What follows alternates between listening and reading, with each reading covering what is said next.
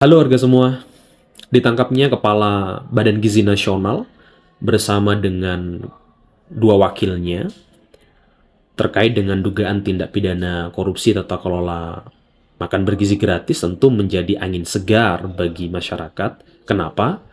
Karena sejauh ini memang ada sejumlah problem ya di dalam pelaksanaan program MBG.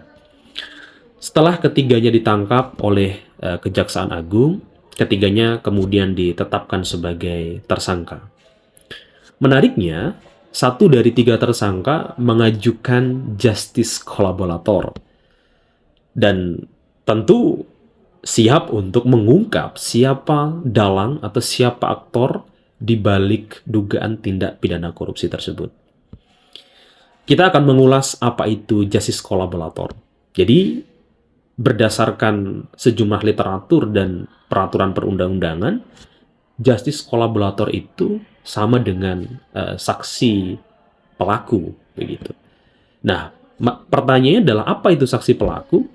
Saksi pelaku adalah seorang tersangka, seorang terdakwa, seorang terpidana yang kemudian mau bekerja sama untuk mengungkap, mau bekerja sama dengan penegak hukum untuk mengungkap tindak pidana yang bersangkutan, begitu ya, secara jelas, secara baik, begitu. Nah, apa syarat seseorang itu bisa menjadi justice collaborator? Ada beberapa.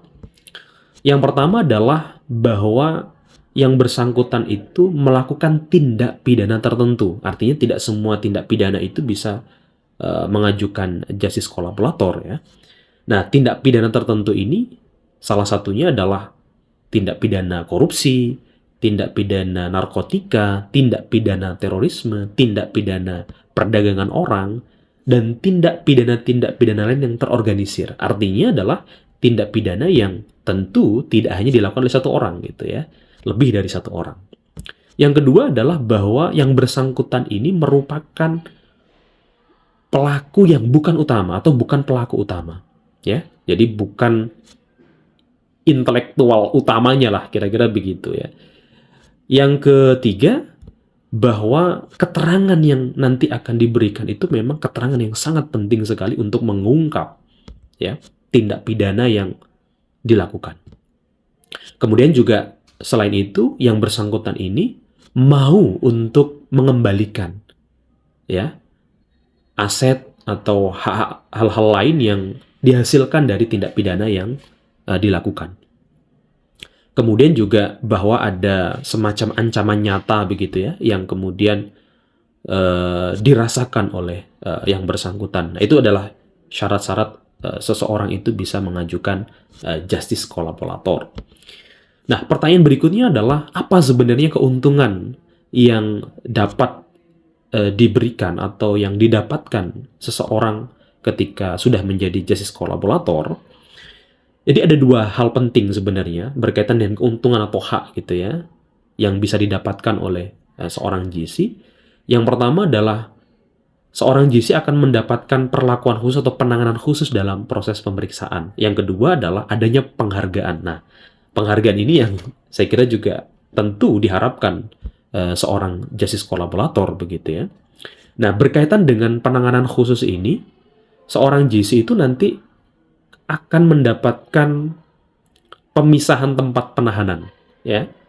Yang kedua, contohnya adalah seorang GC itu nanti berkas perkaranya akan dipisah dengan tersangka atau dengan terdakwa yang lain begitu.